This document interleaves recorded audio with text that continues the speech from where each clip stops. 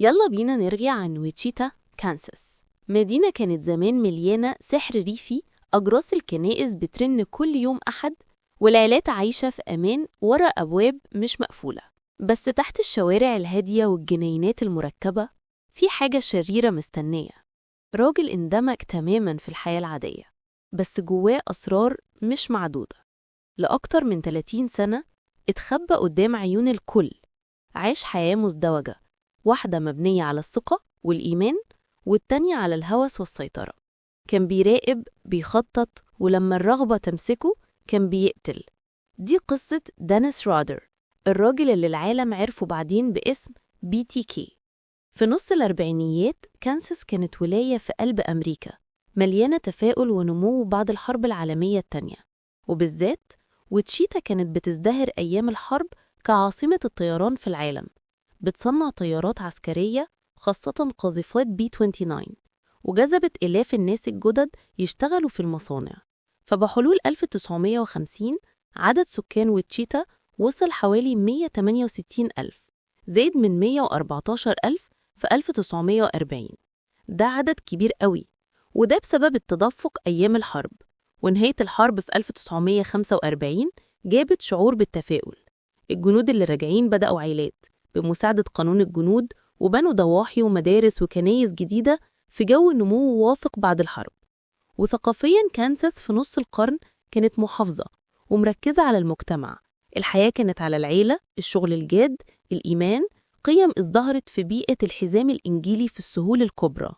بس تحت واجهة البلدة الصغيرة الهادية، القوانين المجتمعية كانت صارمة وتقليدية، وويتشيتا كانت لسه منفصلة عنصرياً في الأربعينيات. مثلاً السود محصورين في مسارح ومطاعم معينة. وده العالم اللي عايش فيه أبو وأم دانيس رايدر. عالم الكنيسة أيام الأحد، الثقة بين الجيران، الازدهار بعد الحرب، والعنصرية الصريحة. وكل ده هيشكل خلفية ولادة الطفل ده، دانيس رايدر. فويتشيتا في الأربعينيات كانت مدينة بتتحول من جذورها كمدينة رعاة وبقر في الغرب المتوحش لمركز صناعي حديث. وسط المدينة كان مليان متاجر كبيرة، مسارح، مطاعم، والأطراف كانت مليانة بيوت جديدة لعمال المصانع. وشركات الطيران زي بوينج وبيتش كرافت وسيسنا كبرت جامد أيام الحرب، وبعدين عدلت إنتاجها في السلم. وفي نفس الوقت الكنايس كبرت مع الأحياء الجديدة، عززت الثقافة الدينية القوية.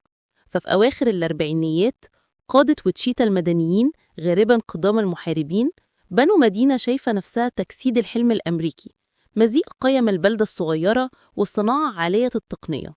في الجو ده المتفائل، الروابط المجتمعية كانت قوية، والجريمة كانت تبدو بعيدة أو محصورة في المدن الكبيرة بس. ففكرة قاتل مفترس يختبأ في بيئة سليمة زي دي في الغرب الأوسط كانت شبه مستحيلة. بس اللي نعرفه دلوقتي عن القتلة المتسلسلين في الغرب الأوسط يا صاحبي، بحس بعدم أمان جامد. في الراجل ده والراجل ده والراجل ده، زي المجنون. بس في البيئة دي بدأت حياة عيلة دانيس ريدر. قصتها: أبو دانيس ويليام إلفين رادر كان محارب قديم في مشاة البحرية الأمريكية، خدم حوالين الحرب العالمية التانية، وبعدين اشتغل عامل مدني في خدمة كانساس للغاز. وأمه دوريثيا ماي رادر كانت مسودة حسابات. اتجوزوا وبدأوا عيلة في جنوب شرق كانساس. عيلة رادر كانت معروفة بمستواها الاجتماعي والاقتصادي المتواضع، عيلة طبقة عاملة متوسطة. الأب والأم بيشتغلوا ساعات طويلة عشان يأمنوا العيش. شغل ويليام في شركة الغاز ومنصب دوروثيا يدل إن العيلة مش فقراء، بس عايشين حياة بدون كماليات. كانوا يقدروا يشتروا بيت مستقر، بس مع شغل الاتنين فول تايم الفلوس كانت من الجدعنة مش الامتياز. والإخلاقيات دي كانت نموذجية لعائلات كانساس اللي بتعيد البناء بعد الحرب. الدين كان حجر الزاوية في حياة عائلة رادر ومجتمعهم كله. ويليام ودوروثيا لوثريين متدينين، أعضاء نشيطين في كنيسة صهيون اللوثرية في بيتسبرغ حيث اتعمد دانيس.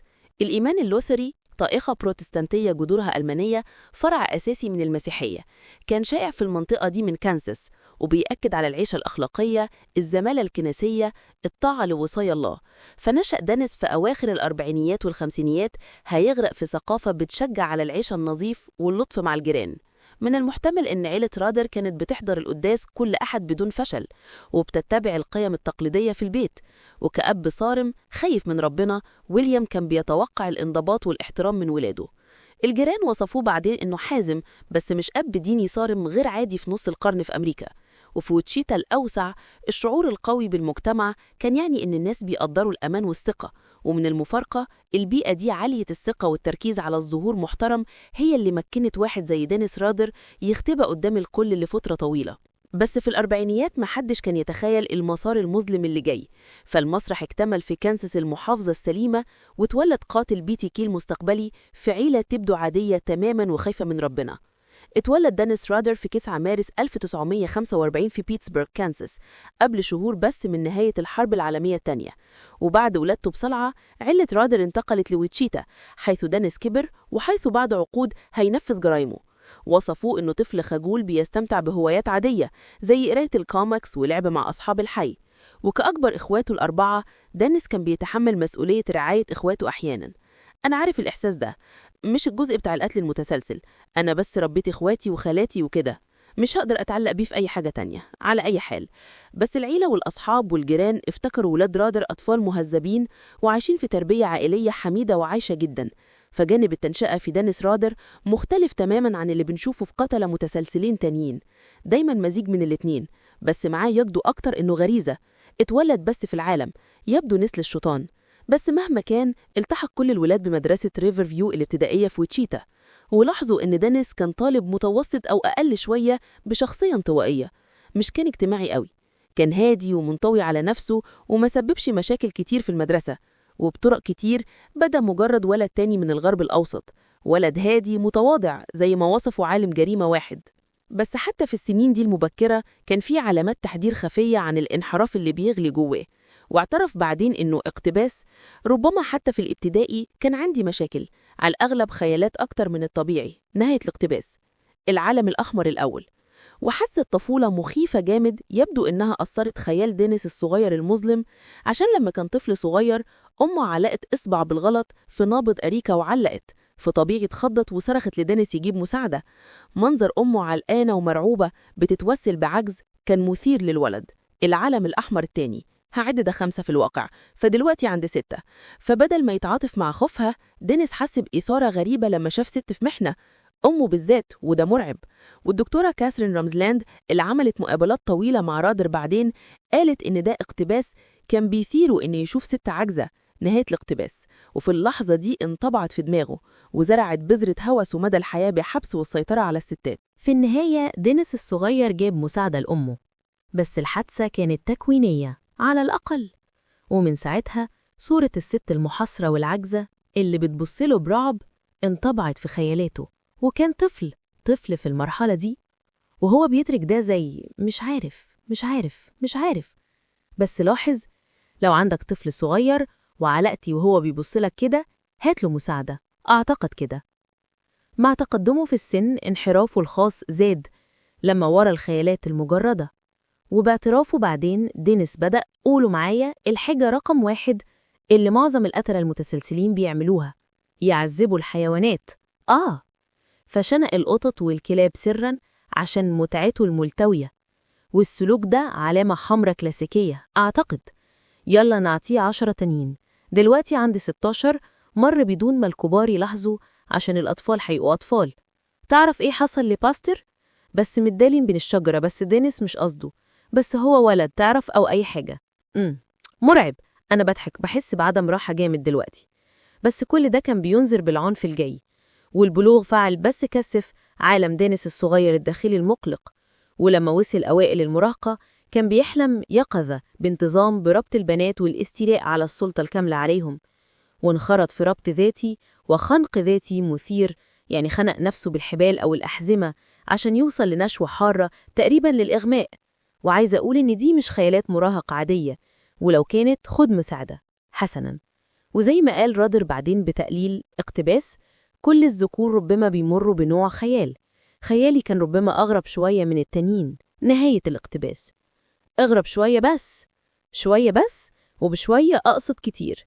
بس في مرحلة ما اكتشف مجال التحقيق في عربية أبوه فيها هارفي جلاتمان، قاتل في الخمسينيات بيصور ويعذب ستات في كاليفورنيا عشان متعته المنحرفة. ورادر شاف انعكاس لرغباته في قصة جلاتمان. وفي المرحلة دي بدأ يسرق لبس داخلي للستات بينما بينغمس في اللي سماها اقتباس التصيد. أيوة، هو الأصلي في التصيد أعتقد. بس مش إنترنت، يعني بيتجول في الأحياء يتلصص على الستات عشان يثير خيالاته الشهوانية. وعلى الرغم من السلوكيات المقلقة دي، رادر حافظ ظاهرياً على قناع الشاب الطبيعي. استمر في أنشطة إيجابية عززت صورته السليمة. كان في فرقة الكشافة المحلية وصار ماهر في ربط العقد، المزيد عن ده بعدين. وكان نشيط في مجموعة الشباب في الكنيسة وحاضر القداس مع عيلته كل أسبوع. واللي عرفوه عبران شافوا بس ولد هادي بيروح الكنيسة وما واقعش في مشاكل خطيرة أبداً. بس في البيت مع ذلك كان فيه اضطراب عاطفي. دينيس حس إنه مهمل شوية من أمه اللي حسب هو مش كانت بتدي الولاد اهتمام كتير وغالباً بتسيبهم عند جدودهم.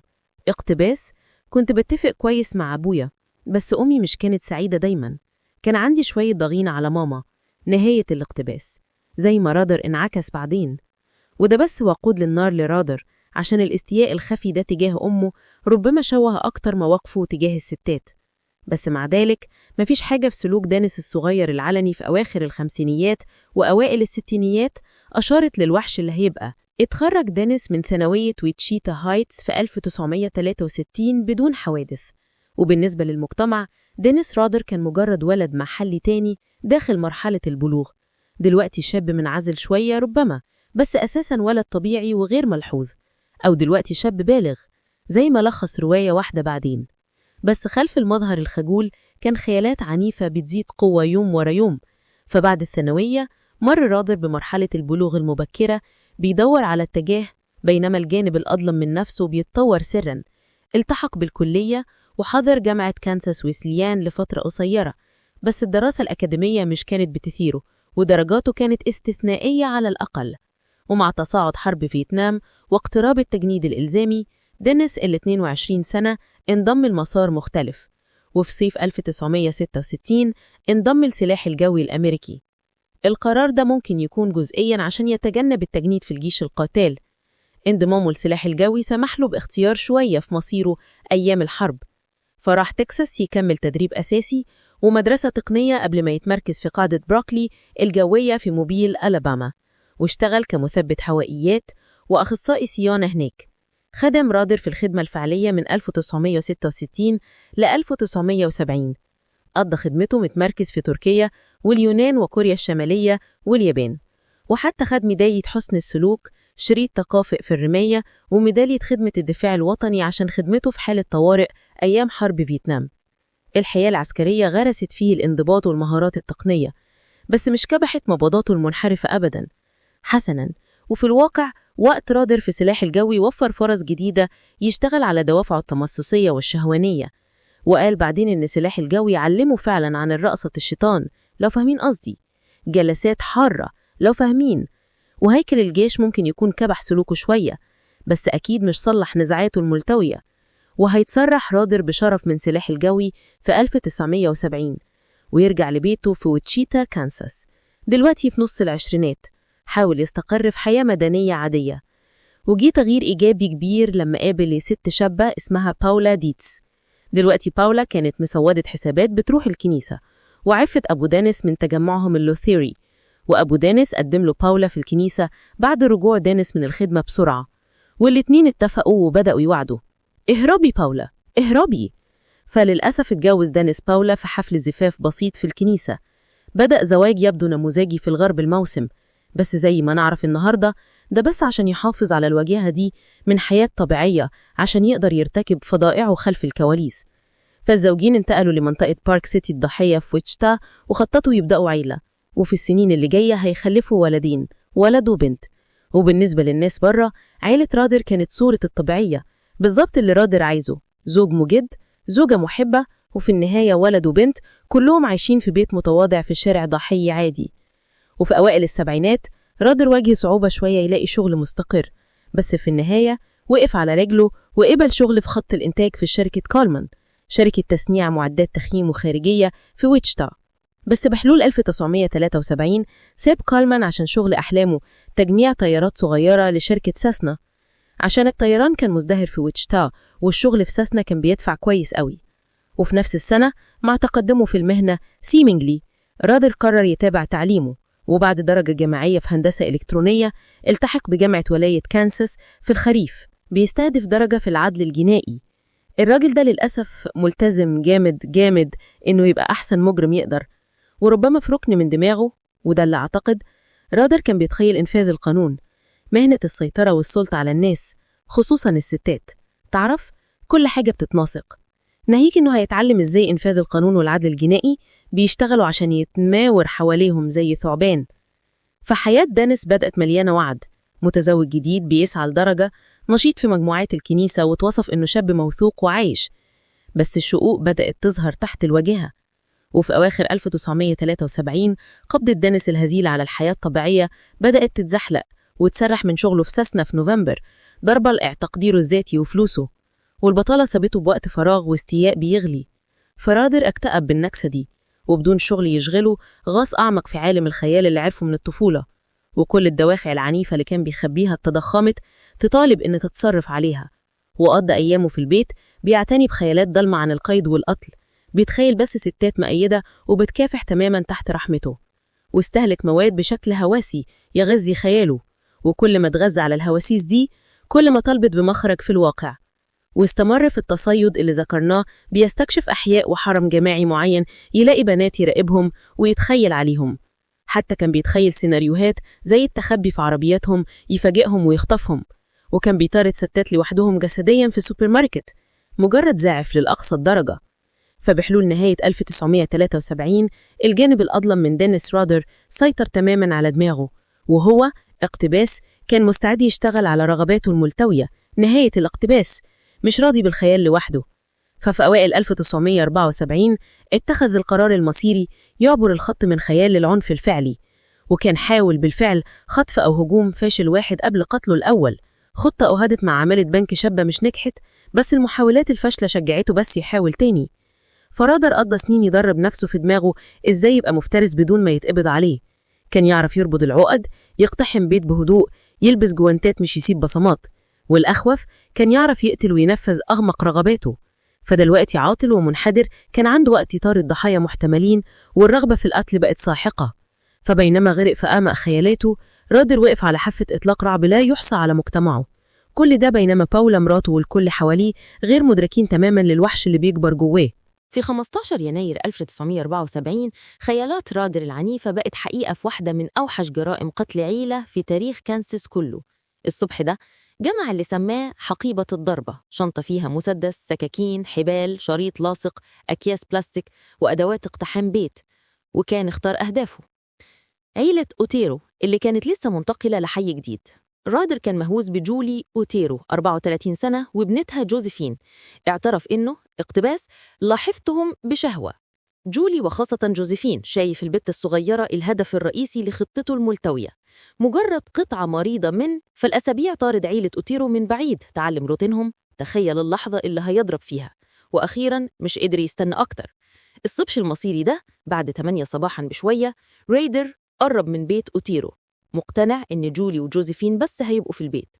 انزلق للفناء الخلفي وقطع خط التليفون بهدوء، متأكد إن هما مش هيقدرش يتصلوا يطلبوا مساعدة لو حاجة وحشة حصلت. مسلح بمسدس دخل البيت من باب خلفي مش مقفول. جوه اتفاجئ إنه مش لاقى جولي وجوزيفين بس كمان جوزيف الابن وجوزيف أوتيرو الأب 38 سنة.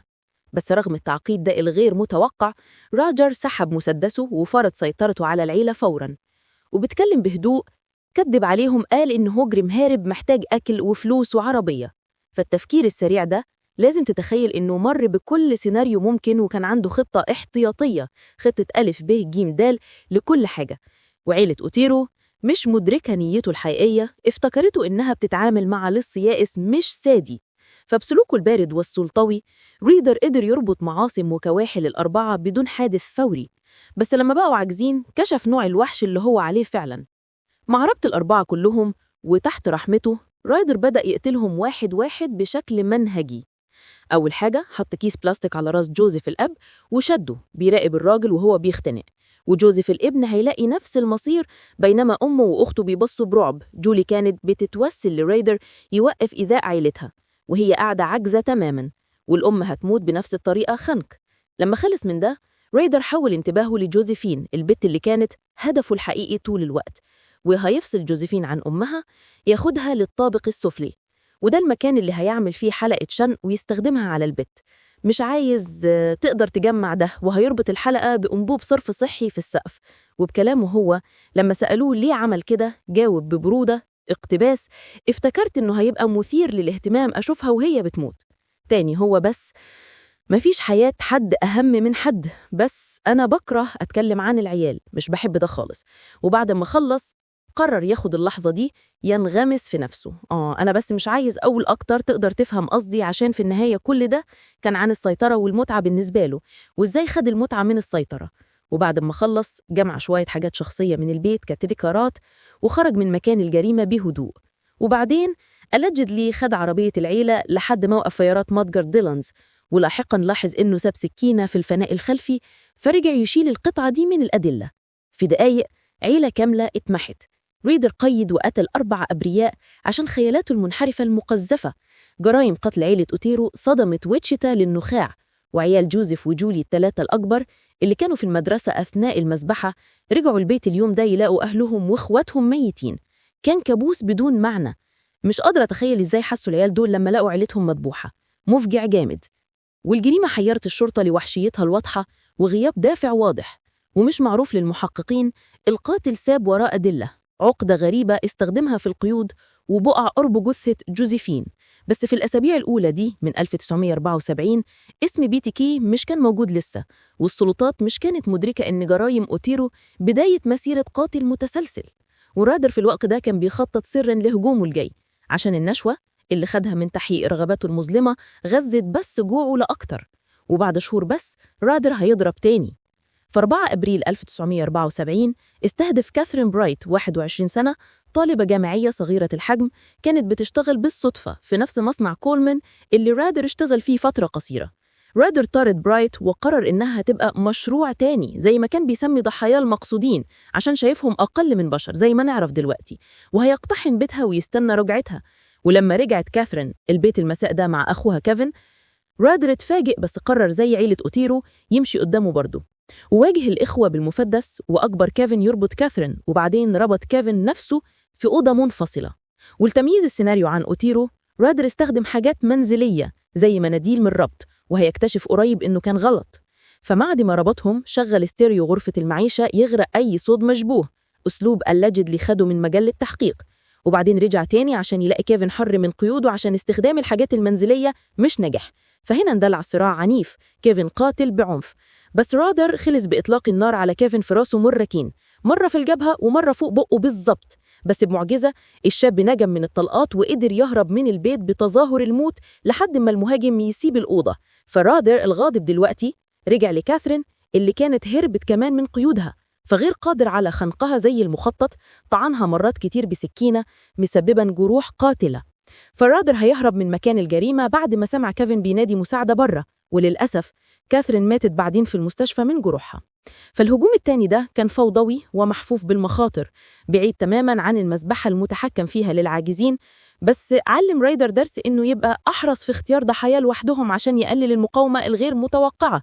بس مع ذلك جريمتين مروعين في تتابع سريع سابوا شرطة ويتشيتا تتخبط تدور إجابات. مكانين جريمة مختلفين، ضحايا متعددين، قتلوا بواسطة. مش كان واضح في الأول إن الجاني نفسه مسؤول، بس المجتمع كان متوتر جامد في المرحلة دي. والرادر مع ذلك عايز الشرطة والجمهور يعرفوا إن قاتل واحد بره، وإنه بيتلذذ بالشهرة عشان نرجسي السادي قطعة ملتوية من. ففي أكتوبر 1974 زي لو إنه مش قادر يكبح حاجته للانتباه، رادر اتصل أول مرة بالإعلام بعد حوالي 9 شهور من جرائم أوتيرو. عمل مكالمة مجهولة لمكتب جريدة ويتشيتا الإيجل موجههم لكتاب هندسي معين في المكتبة العامة في وسط المدينة. وجوه الكتاب ده في المكتبة السلطات لقت رسالة فيها الكاتب ادعى إنه مسؤول عن جرائم أوتيرو، مقدم تفاصيل بس القاتل الحقيقي يعرفها، وادعى إنه مدفوع للقتل واقترح إنه هيضرب تاني. والأشهر ادى نفسه لقب في المذكرة معلناً أن اقتباس الكلمات الرمزية ليه هتبقى اربطهم، عذبهم، اقتلهم، BTK. نهاية الاقتباس. اتكلمنا عن قتلة متسلسلين بيحبوا الشهرة أو يعيزونها، بس BTK بياخد الكاك بالنسبة لي زي تسمية نفسه، يا لوزر العاجز، يا لوزر الفعلي، زي مش أقدر أفكر في حد أقل من حوت. زي إنه بس يعني محرج بصراحة، بس واضح إن جريدة ويتشيتا الإيجل هتحول الرسالة للشرطة، وأخبار الاسم اللي اختاره قاتل أوتيرو لنفسه هيوصل للجمهور في النهاية. ولما قالوا الرسالة دي، سلطات إنفاذ القانون عرفت إنه عندهم قاتل متسلسل في وسطهم، واحد بيسعى للاعتراف وقدم قاتل BTK نفسه. بعد حادثة كاثرين برايت مفيش جرائم قتل معروفة لBTK لحوالي 3 سنين. ممكن ريدر حاول جرائم تانية مش نجحت في الفترة دي، بس أول جرائم قتل مؤكدة بعد 1974 جت في أوائل 1977 في فترة تبريد طويلة. وفي 17 مارس ريدر اختار عشوائي أم شابة اسمها شيرلي روث فيين ريلفورد كضحيته الجاي. وبدأ اللقاء بطريقة عابسة مزعجة عشان كان عنده هدف مختلف في الأصل، بس لما مش كانوش في البيت راح يدور على هدف مختلف. وريدر شاف ابن شيرلي ستيف راجع البيت برغيف خبز من المتجر وقرب منه متظاهر إنه محقق بيدور على حد، وسأل ستيف لو بيعرف الناس في الصورة شوينج صورة مراته وبنته اللي ستيف غلط فيها وقال إنها أمه وأخته عشان عنده 6 سنين، وبعدين قاد الولد لبيته. دينيس ريدر هو تجسيد الشر. أنا فلما وصلوا ريدر ورى شيرلي 24 سنة نفس الصورة، وبعدين اقتحم البيت بالمسدس. جوه كانت شيرلي وعيالها ال3 ستيف وإخواته كلهم تحت ال8 سنين. وريدر حاول في الأول يربطهم كلهم، بس ربط العيال ثبت إنه صعب.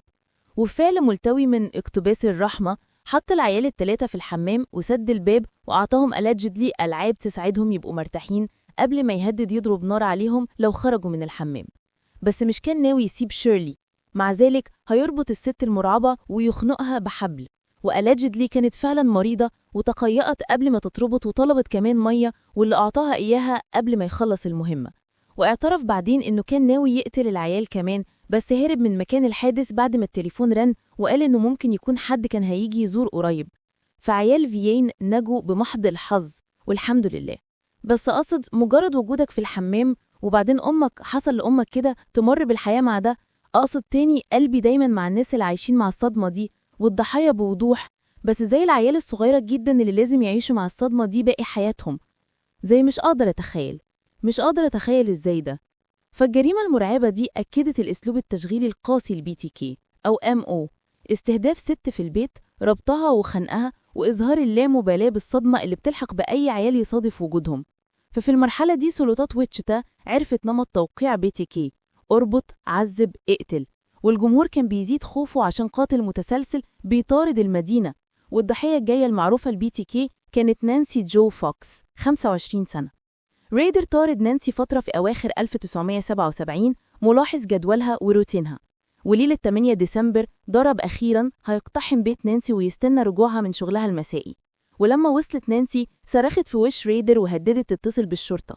قال لها بهدوء إن خطوط التليفون مقطوعة وإنها مش هتقدر تتصل مساعدة، وبعدين قال لها نواياه، قال لها إنه عايز يأيدها ويصورها ويمارس معاها الجنس. فنانسي تعاونت في الأول من الخوف الخالص، بس بتحاول تنجو. وحتى ريدر سمح لها تدخن سيجارة وتستخدم الحمام قبل ما يبدأ كل حاجة، مديها إحساس بالراحة، زي لو ممكن تخرج، زي لو هو بس غريب عايز يستمتع بالتصوير وكده. بس مش كانت تعرف إنه عنده حاجة أسوأ بكتير مخطط لها. فبمجرد رجوعها من الحمام شبه عريانة زي المطلوب، أجبرها تستلقي، وقامت بينما هو بيحاول يشيل لبسها ويأيدها باليد متسائلة عن ضرورة ده. فرد قال لها إنه ده جزء من الشيء ومش هينجح أنلاس استخدم الكلبشات. وعندها بدأ يلف حزام حوالين رقبتها، وعندها شد الحزام مرات وأرخاه عشان تغمى عليها وتصحى تاني وتغمى وتصحى تاني لحد ما ماتت في العملية في النهاية. بس المرة دي ريدر اتأكد إن جريمة قتل نانسي فوكس تحظى بالاهتمام اللي بيتوق إليه. وصبح اليوم اللي بعد قتل نانسي هو نفسه اتصل بالشرطة مجهول من تليفون عام موجههم يلاقوها في بيتها عشان عايز الجثة تكتشف بسرعة. بالإضافة في أوائل 1978 ريدر بعت رسالة طويلة ساخرة لمحطة تلفزيون محلية KAKE والجريدة ويتشيتا إيجل بيكن، معترفاً رسمياً بالعديد من الجرائم. وفي الرسالة دي سرد تفاصيل 7 ضحايا، عائلة أوتيرو احتسبت 4 بالإضافة لبرايت، فيين ريلفورد وفوكس. واقترح مجموعة من الأسماء المستعارة البشعة لنفسه، شاكر إنه مش محبوب خاصة عشان كان بينظر إليه إنه مدير دقيق متعجرف عمل شغله عملنا شغلنا ومفيش أكتر. مش كان عنده رغبة السلطات تجيب اسم كويس ليه تاني، زي أكتر إنسان مهزوز موجود بيزيكلي، أو إنه هو في مجموعة كبيرة من دول بس هو أكيد واحد منهم.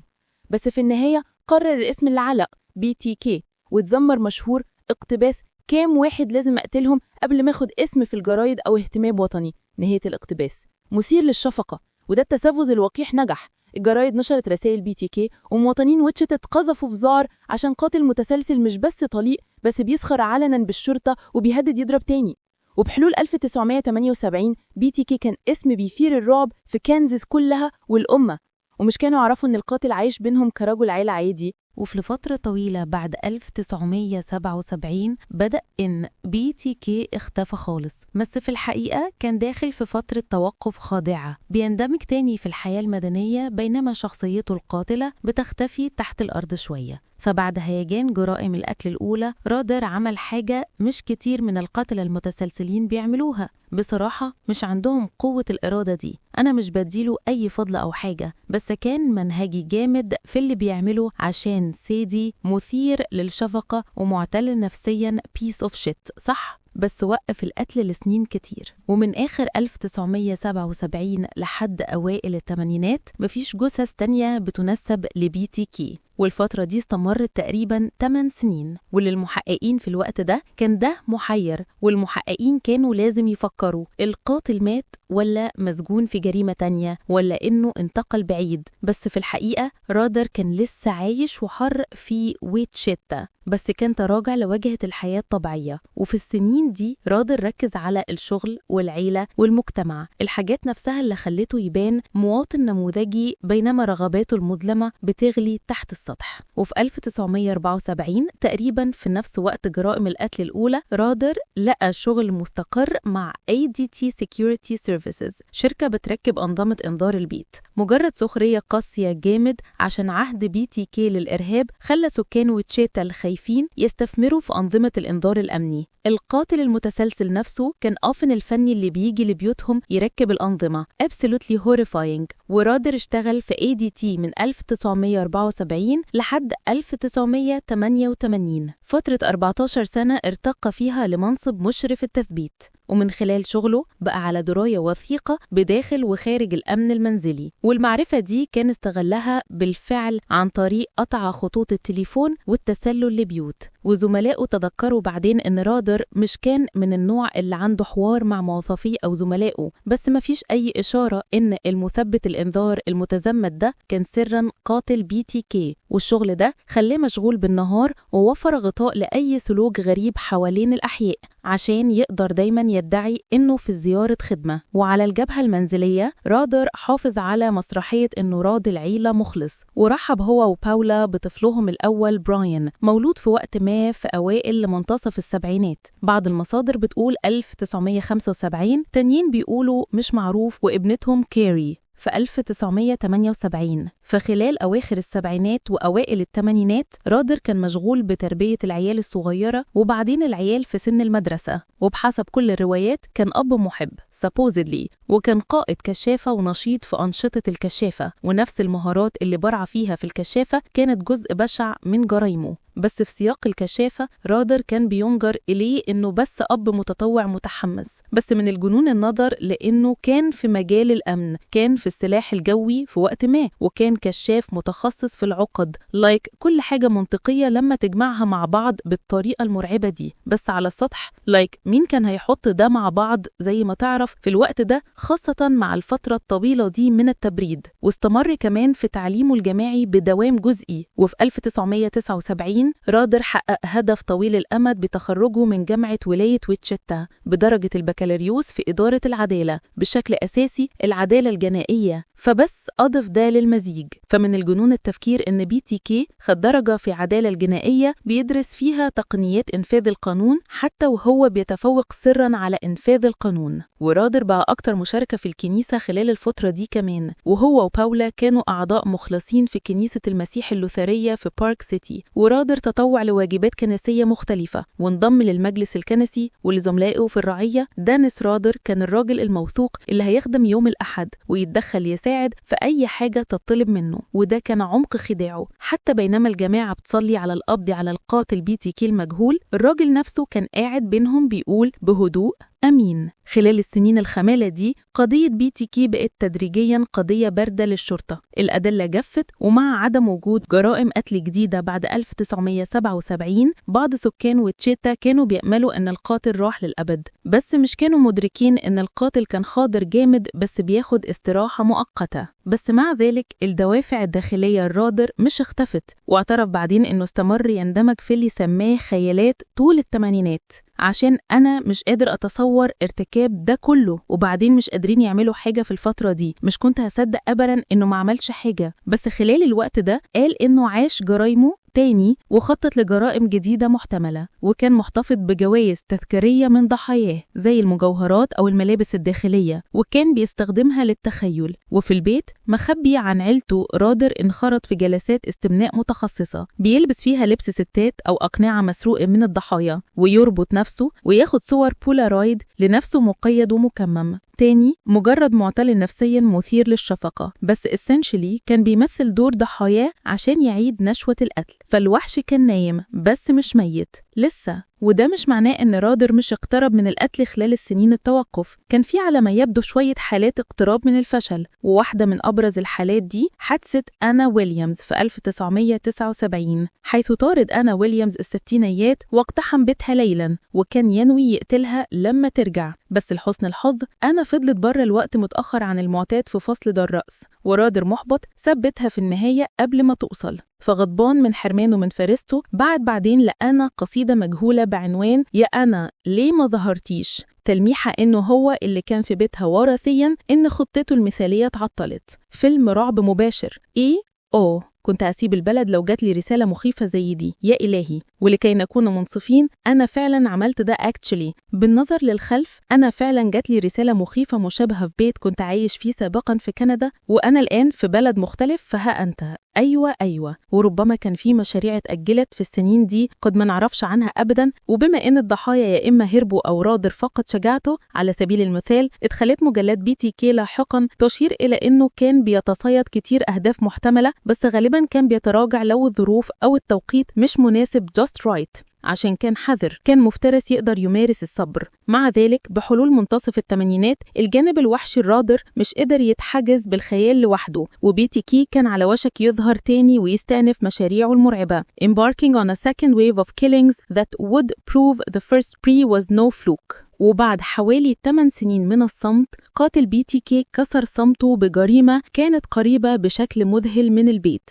الضحية الجديدة الرادر كانت مارين هيج، أرملة 53 سنة، كانت بتعيش في نفس الشارع اللي عيلة رادر عايشة فيه، وكانت جارته على بعد أبواب قليلة فقط. وفي 1985 رادر قرر إن الوقت جاه يقتل تاني، وحدد هدفه على مارين مشروعه الجديد بس عشان يشوف لو يقدر يقتل جار ويتخلص من العقاب. كان تحدي لو أي حاجة بالنسبة له. ففي ليلة 25 أبريل رادر حضر رحلة كشافة establishing an alibi of sorts، بس تظاهر بصداع مدعي إنه محتاج ينام بدري وتسلل بعيد. وبعدين ساق عربيته لملهى بولينج، طلب شراب سريع وتظاهر بمكالمة سكر التاكسي وصلته لأسفل الشارع من بيت هيج. وبعدين قطع خط تليفونها واقتحم بيتها مختبئ حتى ترجع. تذكروا رجعت متأخر مع صديقها اللي أجبر رادر ننتظر فترة طويلة في الخزانة. أيوة، هو الراجل اللي استنى في الخزانة. لهذا بنبص كلنا في الخزانة، بس كل اللي أقدر أفكر فيه دايما هو BTK تاني وأقود الكابوس.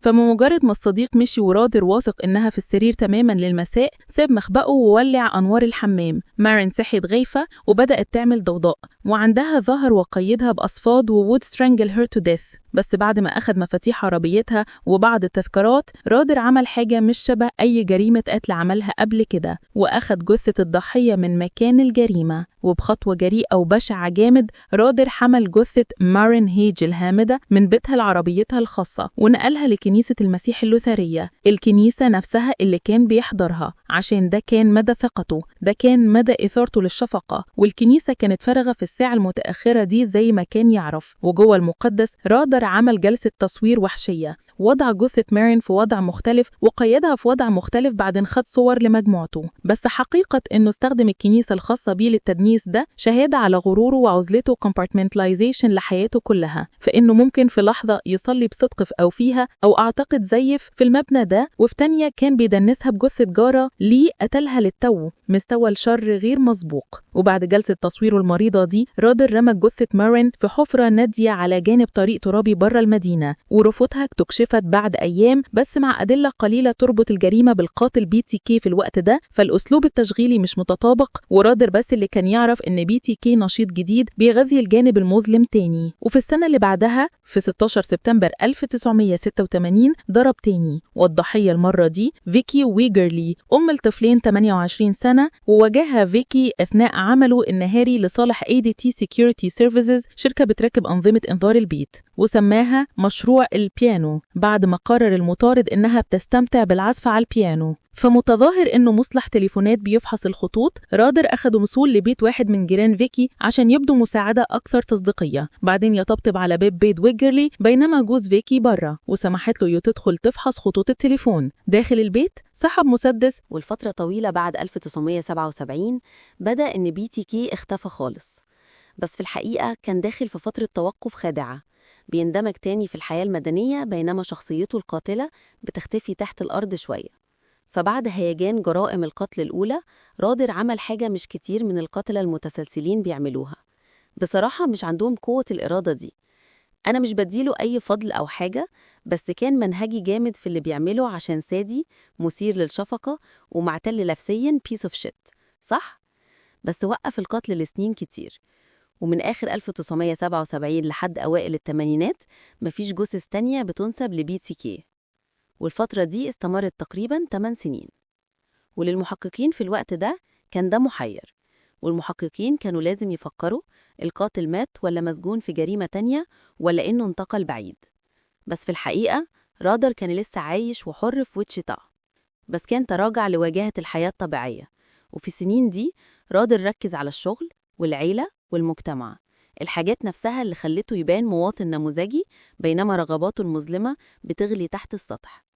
وفي 1974 تقريباً في نفس وقت جرائم القتل الأولى، رادر لقى شغل مستقر مع ADT Security Services، شركة بتركب أنظمة إنذار البيت. مجرد سخرية قاسية جامد عشان عهد BTK للإرهاب خلى سكان ويتشيتا الخايفين يستثمروا في أنظمة الإنذار الأمني. القاتل المتسلسل نفسه كان أوفن الفني اللي بيجي لبيوتهم يركب الأنظمة. Absolutely horrifying. ورادر اشتغل في ADT من 1974 لحد 1988، فترة 14 سنة ارتقى فيها لمنصب مشرف التثبيت. ومن خلال شغله بقى على دراية وثيقة بداخل وخارج الأمن المنزلي، والمعرفة دي كان استغلها بالفعل عن طريق قطع خطوط التليفون والتسلل لبيوت. وزملائه تذكروا بعدين إن رادر مش كان من النوع اللي عنده حوار مع موظفيه أو زملائه، بس مفيش أي إشارة إن المثبت الإنذار المتزمت ده كان سراً قاتل BTK. والشغل ده خلاه مشغول بالنهار ووفر غطى لأي سلوك غريب حوالين الأحياء عشان يقدر دايماً يدعي إنه في زيارة خدمة. وعلى الجبهة المنزلية رادر حافظ على مسرحية إنه رجل عيلة مخلص، ورحب هو وباولا بطفلهم الأول براين، مولود في وقت ما في أوائل لمنتصف السبعينات. بعض المصادر بتقول 1975، تانيين بيقولوا مش معروف، وابنتهم كاري في 1978. فخلال أواخر السبعينات وأوائل الثمانينات رادر كان مشغول بتربية العيال الصغيرة وبعدين العيال في سن المدرسة. وبحسب كل الروايات كان أب محب supposedly، وكان قائد كشافة ونشيط في أنشطة الكشافة، ونفس المهارات اللي برع فيها في الكشافة كانت جزء بشع من جرائمه. بس في سياق الكشافة رادر كان بينظر ليه إنه بس أب متطوع متحمس. بس من الجنون النظر ليه كان في مجال الأمن، كان في السلاح الجوي في وقت ما، وكان كشاف متخصص في العقد. كل حاجة منطقية لما تجمعها مع بعض بالطريقة المرعبة دي.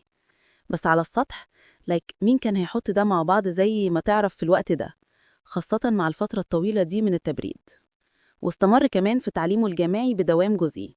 وفي 1979 رادر حقق هدف طويل الأمد بتخرجه من جامعة ولاية ويتشيتا بدرجة البكالوريوس في إدارة العدالة، بشكل أساسي العدالة الجنائية. فبس أضف ده للمزيج.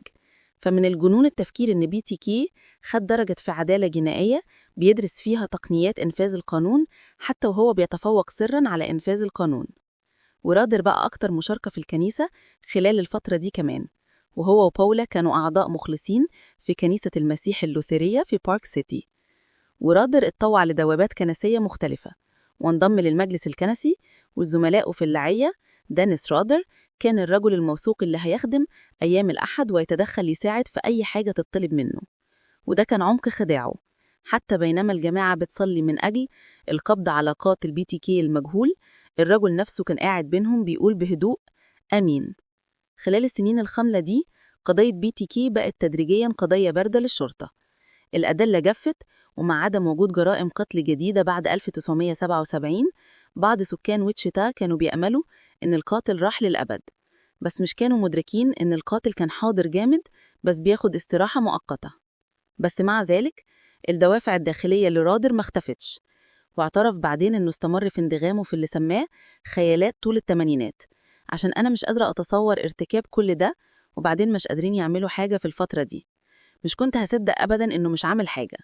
بس خلال الوقت ده قال إنه عاش جرائمه تاني وخطط لجرائم جديدة محتملة، وكان محتفظ بجوائز تذكارية من ضحاياه زي المجوهرات أو الملابس الداخلية، وكان بيستخدمها للتخيل. وفي البيت مخبي عن عيلته، رادر انخرج في جلسات استمناء مترمفة حيث كان بيلبس لبس ستات أو أقنعة مسروقة من الضحايا ويربط نفسه وياخد صور بولارويد لنفسه مقيد ومكمم. تاني مجرد معتل نفسياً مثير للشفقة، بس essentially كان بيمثل دور ضحاياه عشان يعيد نشوة القتل. فالسلوكيات السرية دي خلت جانبه الظالم راضي شوية، منعته ربما من القتل تاني فوراً. فالوحش كان نايم بس مش ميت لسه. وده مش معناه إن رادر مش اقترب من القتل خلال سنين التوقف. كان في على ما يبدو شوية حالات اقتراب من الفشل، وواحدة من أبرز الحالات دي حادثة أنا ويليامز في 1979، حيث رادر طارد أنا ويليامز 63 سنة واكتشف بيتها ليلاً intending يقتلها لما ترجع، بس بمحض الحظ أنا فضلت بره الوقت متأخر عن المعتاد في فصل رقص، ورادر محبط ساب بيتها في النهاية قبل ما توصل. فغضبان من حرمانه من فريسته بعدين لأنا قسمة مجهولة بعنوان أو أنا ليه مش ظهرتي، تلميح إن هو اللي كان في بيتها، وراسياً إن خطته المثالية تعطلت. فيلم رعب مباشر. إيه؟ كنت هسيب البلد لو جاتلي رسالة زي كده. يا إلهي، ولنكون منصفين أنا فعلاً عملت كده actually.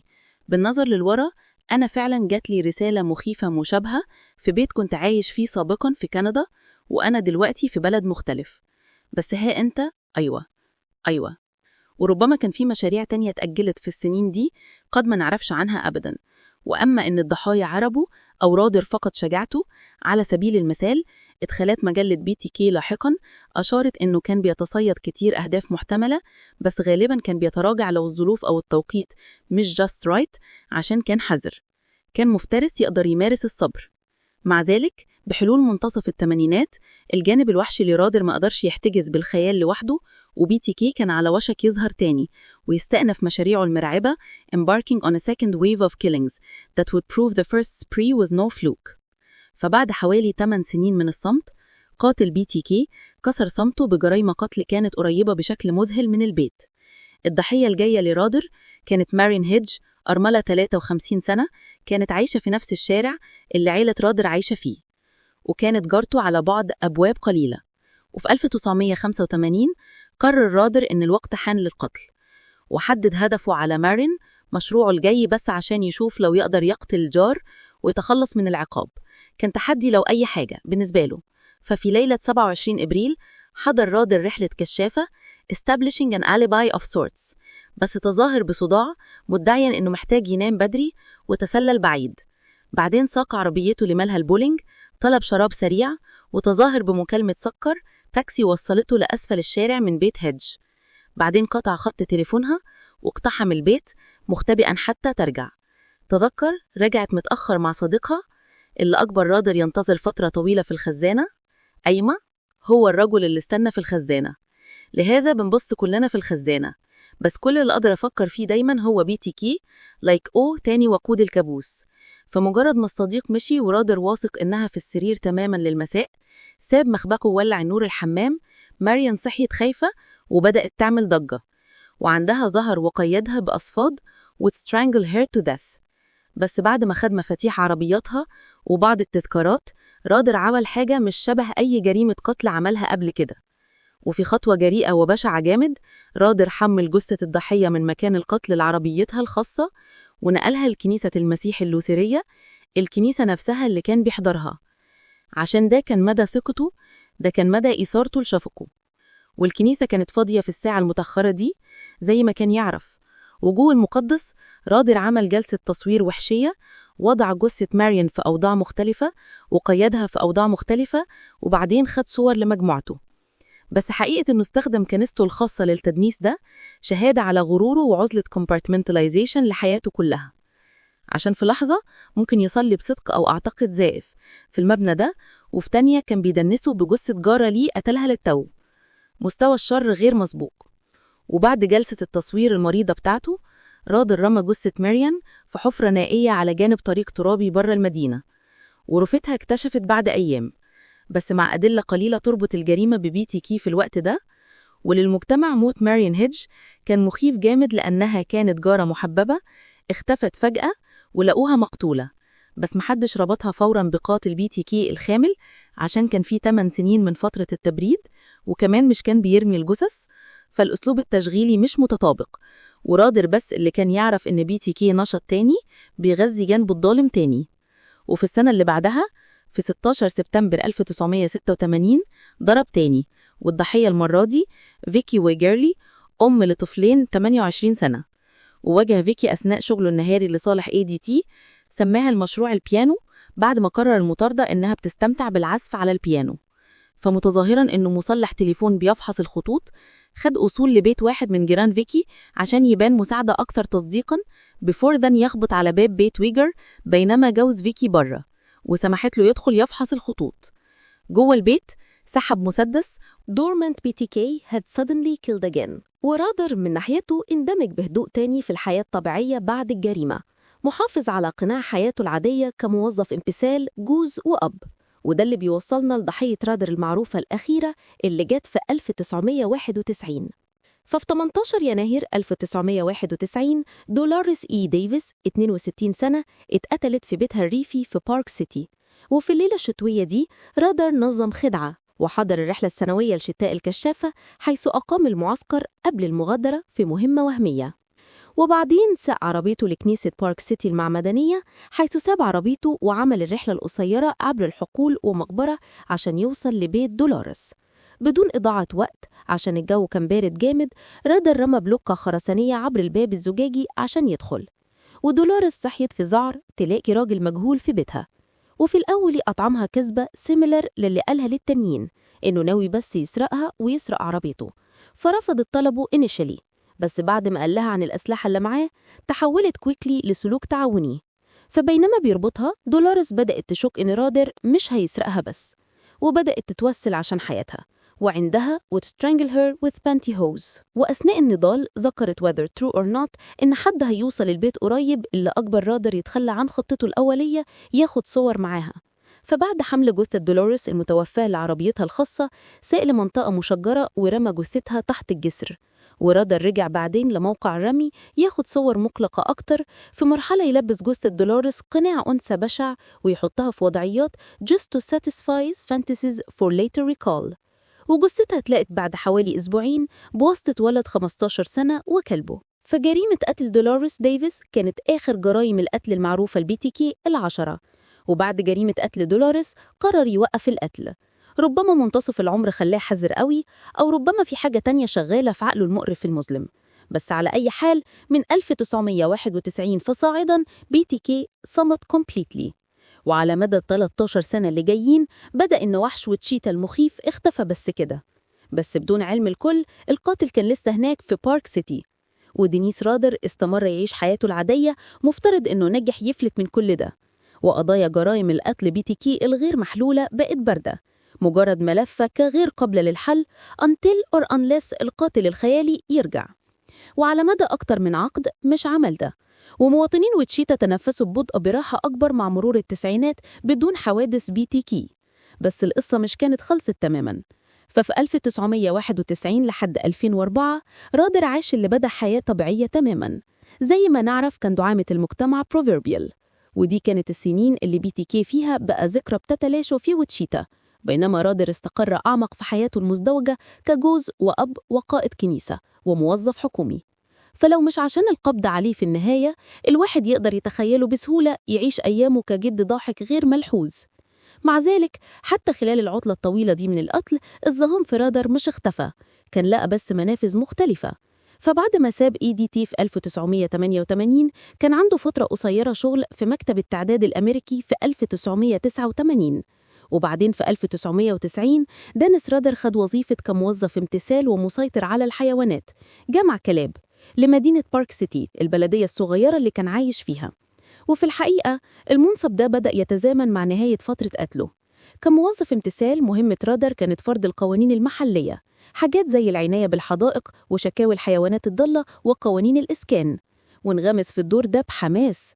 والسكان اللي واجهوا الضابط رادر لقوه مدمن عن السلطة، وكان عنده سمعة إنه صارم جامد بل وكمان متنمر especially towards single women whom he would cite for minor infractions. وزميلته في الشغل في بارك سيتي ماري كابس تذكرت إن رادر كان كابوس كرئيس، اقتباس قاسي مسيطر كان بيدير كل حاجة بدقة مفرطة. نهاية الاقتباس اللي خلاها تمشي على قشر بيض يومياً. وتذكرت even حادثة where she saw shit باكي فيها transformation in his behavior. انغضب بسبب ملف ضايعة وقفل الباب وإداها نظلة مرعبة. اقتباس لمحة في النظر في عينين BTK. نهاية الاقتباس زي ما وصفت بعدين. وفي النهاية رادر سابها تخرج من الغرفة as if nothing happened.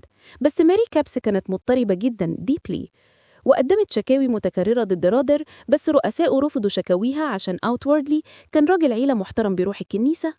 That means nothing if you're being a piece of.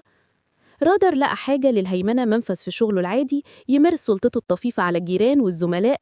فمن المحتمل إن ممارسة السيطرة كموظف امتثال ساعد بتبعد مدافعه القتلى شوية، وبمعنى ما يقدر يلعب دور الإله مع حيوان حد أو مخالفة قانون ملكية، وده أعتقد أفضل. بس الراجل ده محتاج يترمي في أعماق الجهنم في المرحلة دي.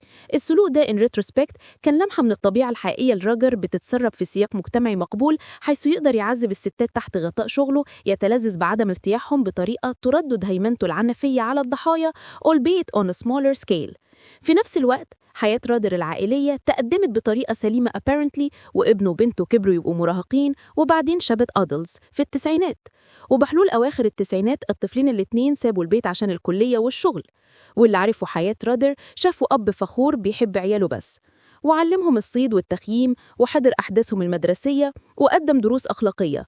اقتباس بابا هو اللي علمني أخلاقي الصح من الغلط. نهاية الاقتباس زي ما قالت ابنه كاري بعدين reflecting the sad truth that she never had an inkling of his double life. وبالنسبة لها بابا كان بس بابا اللي الراجل اللي عطاها الراكب على ظهره ورقص معاها. وباولا ودانيس فضلوا متجوزين ومفيش علامة خلاف زوجي visible للخارجيين. العيلة استمرت في مشاركتهم العميقة في كنيسة المسيح اللوثرنية، ورادر خدم سنين كتير في مجلس الكنسي خلال التسعينات guiding church business وحتى leading prayers during services sometimes. وبقى في النهاية رئيس المجلس في 2005 واحترموه أبناء الرعية كعضو ثابت من زمان. ولو هتعمل قائمة بخصائص المواطن النموذجي، سيرة دينيس رادر الذاتية في التسعينات كانت هتطبق almost every single box، وده مرعب absolutely. هو مخضرم، خريج كلية، شغل ثابت، راجل عيلة، قائد كنيسة، قائد كشافة، قائد مراقبة حيوان، كان تمويه مذهل للشيطان جواه. على انفراد. بس الدوافع المنحرفة لرايدر مش كانت نايمة خالص، وعلى الرغم إنه وقف عن قتل أي حد في السنين دي، بس استمر ينام يهوسه بالقيد والإرهاب باستخدام وكلاء وتذكارات. والمحققين اكتشفوا بعدين إن رايدر كان محتفظ بمجلات موسوعة وصناديق من التذكارات من جرايمه مخبيها في بيته في اللي سماه الكنز الأم، وكان بيكتب عن جرايم قتله اللي فاتت بتفصيل ومتخيل عليها عشان يعيد عيش الإثارة. ولسه عنده كمان رخصة قيادة فاكي وارجالي وبعض المجوهرات واللبس من ضحايا تانيين، والصور المقلقة اللي خدها المارلين هيج ودولوريس ديفيس. بشكل دوري رايدر كان بيطلع الجوائز التذكارية دي عشان ينقل نفسه عقلياً للحظات دي من القوة اللي كان عنده على ضحاياه. واستمر كمان في أنشطة ربط الذات اللي بتزيد، وفي خصوصية قبوله أو أماكن نائية، رايدر كان بيربط نفسه ويحط نفسه في أوضاع للتصوير، لابس الشعر المستعار ده أو الأقنعة الستاتية، وأحياناً بيلبس الملابس الداخلية المسروقة لضحاياه. تعريف الوحش. وفي واحدة من صور البولارويد دي اللي اتلقت بعدين، رايدر كان رابط نفسه الكرسي، لابس شعر مستعار أشقر ستاتي وفستان مأخوذ من بيت الضحية دولاريس. ومن خلال الطقوس الغريبة دي، رايدر كان يقدر يعيش في اللحظة لسنين بدون ما يقتل. زي ما قال واحد من المحققين، بيستخدم الذكريات النهائية لضحاياه كوقود للإشباع المستمر. ومن المروع إننا ندرك إن بينما ويتشيتا كانت بتتحرك بعيد عن خوف BTK، دانيس رايدر كان لسه BTK جامد في لحظاته السرية، بيغذي الوحش جواه عشان يفضل شبعان. بس سنين السكون كادت تنتهي بدري في مناسبات قليلة. بخلاف الاقتراب الفاشل تقريباً مع أنا ويليامز في 1979، بعد ده رايدر مش قتل تاني لحد 1985. في مؤشرات إن BTK فكر في ضحايا تانيين في التسعينات، بس مش نفذ. وزي ما ذكر، رايدر كان بيشير للضحايا المحتملين باسم مشاريع أو PJs، وكان عنده قائمة منهم. وواحد من الأهداف المحتملة دي كانت موظفته الخاصة ماري كابس، اللي قفل عليها الباب وعكس النظرة الميتة المرعبة للقاتل المتسلسل. وماري كتبت بعدين كتاب اسمه My Boss Was BTK I Was the Next Victim، مدعية إنها بتعتقد إن رايدر ربما كان على وشك إذيها، واستشهدت بسلوكه المخيف. وحتى لحظة كريبي لما رايدر مزحها، تعرفي شبهي، ممكن أكون BTK، مشير لرسم مجمع للقاتل. يا إلهي، الراجل ده مليان بنفسه، مثير للشفقة ومقرف، أكرهه بكل جزء من DNA فيا. بس ماري مش كانت متأكدة لو كان جاد ولا لأ، بس أربكتها جامد. قد ما نعرفش أبداً لو رايدر كان بيخطط فعلاً يقتل ماري كابس أو أي تانيين في التسعينات. بس اللي واضح إنه بحلول 2003 مر أكتر من عقد بدون جرايم BTK جديدة، والقصة كلها كانت بتتلاشى في التراث المحلي. وكتير من الجيل الأصغر في ويتشيتا كانوا بيعرفوا BTK بس كقصة مخيفة من الماضي، حاجة أبائهم بيتكلموا عنها، بس إنفاذ القانون مش ناسي أبداً. وقضية BTK فضلت مفتوحة رسمياً، بس باردة زي التلج. وفي أوائل 2004 حوالين الذكرى ال40 لجرائم قتل أوتيرو، وسائل الإعلان في ويتشيتا نشرت قطعة ريتروسبكتيف عن جرائم قتل BTK الغير محلولة، متكهنة عن إيه حصل للقاتل. وده طلع الزناد اللي صح القاتل BTK من سكونه الطويل. ورايدر دلوقتي قرب ال60، شاف قصة الجريدة ومش قدر يقاوم الإغراء. فبعد سنين من الصمت، جانبه المظلم عايز الاهتمام تاني. المسرح اتكمل لإحدى أكثر العودات الإثارة في تاريخ القتلة المتسلسلين. فبعد سنين من الانخفاض، حاجة دانيس للاعتراف والسيطرة رجعت للواجهة، وشعر إنه مستفز بمقالة جريدة الويتشيتا إيجل اللي بتعكس على ذكرى ال40 لجرائم قتل أوتيرو. وسرعان ما ويتشيتا هتستقبل رسالة مش مرغوب فيها من الماضي: BTK رجع. وفي 19 مارس 2004 مغلف وصل من حد allegedly اسمه بيل توماس كيلمان لجريدة الويتشيتا إيجل فيه شوية أدلة مذهلة. جوه كان نسخ مصورة من رخصة قيادة فيكي وورجلي وكتير من صور من مكان جريمة قتلها في 1986، صور مش اتنشرت للجمهور أبداً. والرسالة ادعت المسؤولية عن قتل فيكي، ودي كانت أول مرة السلطات تربط definitively BTK بجريمة قتل فيكي الغير محلولة. وحتى الوقت ده قضية فيكي مش اتنسبت له رسمياً. فإدراك إن BTK بيأكد جريمة 1986 ووسع فجأة عدد ضحاياه المعروفة، وأثبت إنه كان نشيط أبعد مما كانوا فاكرين. فشرطة ويتشيتا كانت مرعوبة ومندهشة، وتحقق بسرعة من صحة الرسالة 2004 كBTK حقيقي بسبب التفاصيل المحددة اللي قدمتها. وده معناه إن الوحش الأسطوري مش ميت، كان صامت بس، ودلوقتي بيتواصل تاني. في ربيع وصيف 2004 BTK بدأ يبعت سلسلة من المراسلات الملتوية الساخرة للوسائل الإعلام والسلطات، وكان واضح إنه بيستمتع جامد باللعبة المريضة الملتوية زي في السبعينات. وربما شعر بالثقة إن الشرطة الحديثة لسه مش قادرة تقبض عليه. ففي مايو 2004 رسالة محيرة اتبعتت لمحطة تلفزيون محلية KAKE فيها لغز وكلمات وهويات مزيفة. وفي يونيو طرد رقم مثبت على لافتة توقف في ويتشيتا في مجموعة غريبة كانت أوصاف جرافيك لجرائم قتل أوتيرو ورسم بعنوان This Thrill is my bill، وقائمة فصول للي سماه قصة BTK، مجرد self-indulgent، ووضع كمان كتير طرود تانية في أماكن عامة في ويتشيتا برسومات. ألغاز، كتابات والمزيد.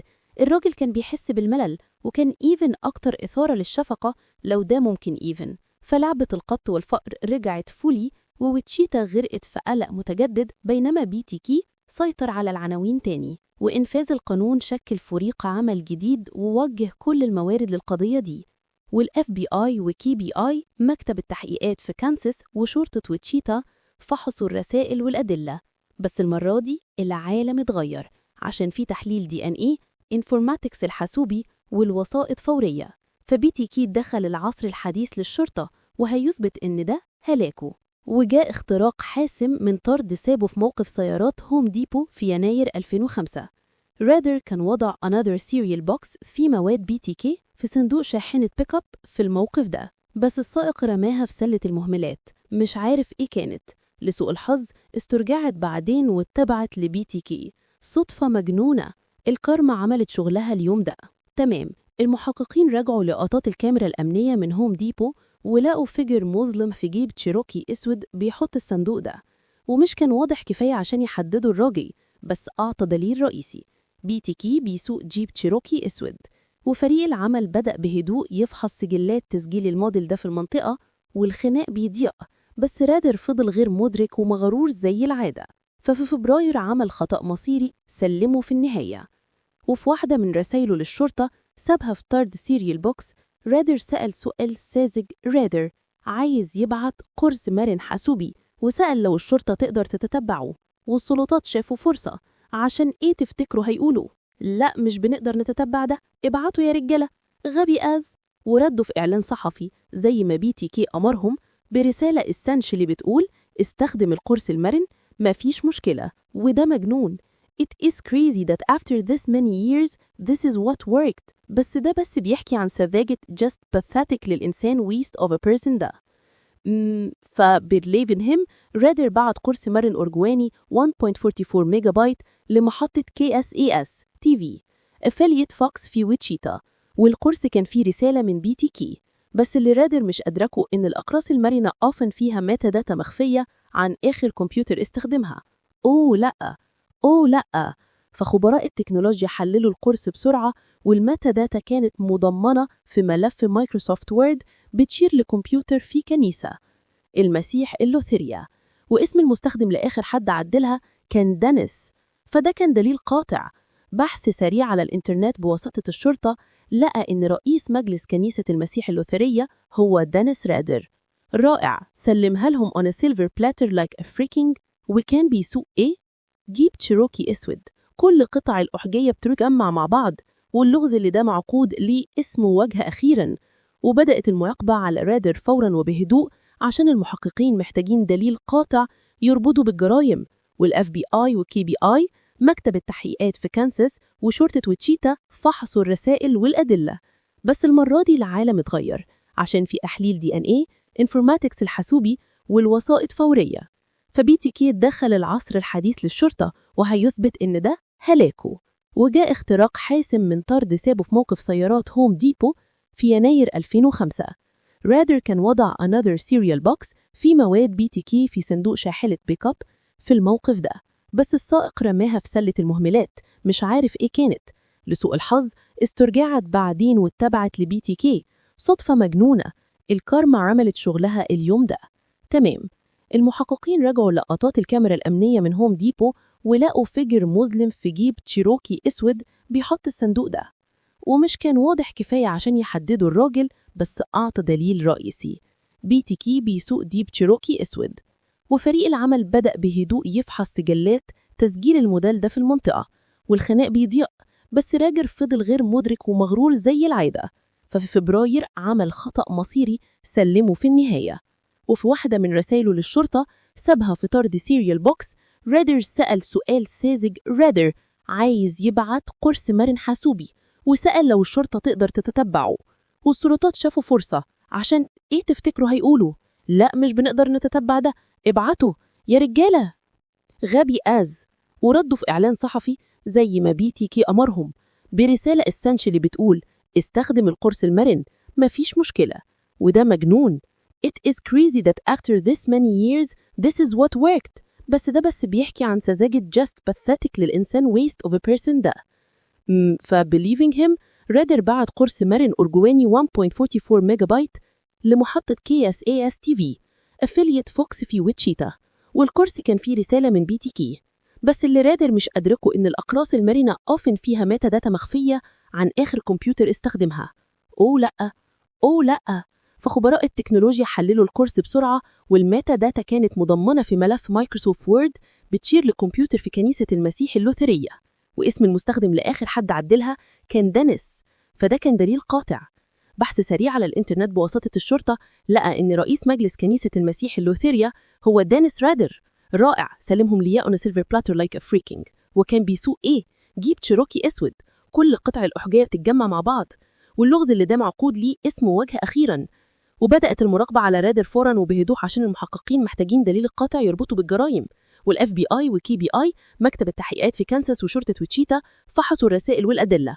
بس المرة دي العالم اتغير عشان في تحليل DNA، انفورماتكس الحاسوبي، والوسائط فورية. فBTK دخل العصر الحديث للشرطة وهيثبت إن ده هلاكه. وجاء اختراق حاسم من طرد سابه في موقف سيارات هوم ديبو في يناير 2005. رادر كان وضع another serial box في مواد BTK في صندوق شاحنة بيك اب في الموقف ده، بس السائق رماها في سلة المهملات، مش عارف إيه كانت. لسوء الحظ استرجعت بعدين واتبعت لBTK. صدفة مجنونة، الكارما عملت شغلها اليوم ده. تمام، المحققين راجعوا لقطات الكاميرا الأمنية من هوم ديبو ولقوا فيجر مظلم في جيب تشيروكي أسود بيحط الصندوق ده، ومش كان واضح كفاية عشان يحددوا الراجل، بس أعطى دليل رئيسي. BTK بيسوق جيب تشيروكي أسود، وفريق العمل بدأ بهدوء يفحص سجلات تسجيل الموديل ده في المنطقة، والخناق بيضيق. بس رادر فضل غير مدرك ومغرور زي العادة، ففي فبراير عمل خطأ مصيري سلمه في النهاية. وفي واحدة من رسائله للشرطة سابها في طرد سيريال بوكس. رادر سأل سؤال ساذج. رادر عايز يبعت قرص مرن حاسوبي وسأل لو الشرطة تقدر تتتبعه، والسلطات شافوا فرصة. عشان ايه تفتكروا هيقولوا؟ لا مش بنقدر نتتبع ده، ابعته يا رجالة.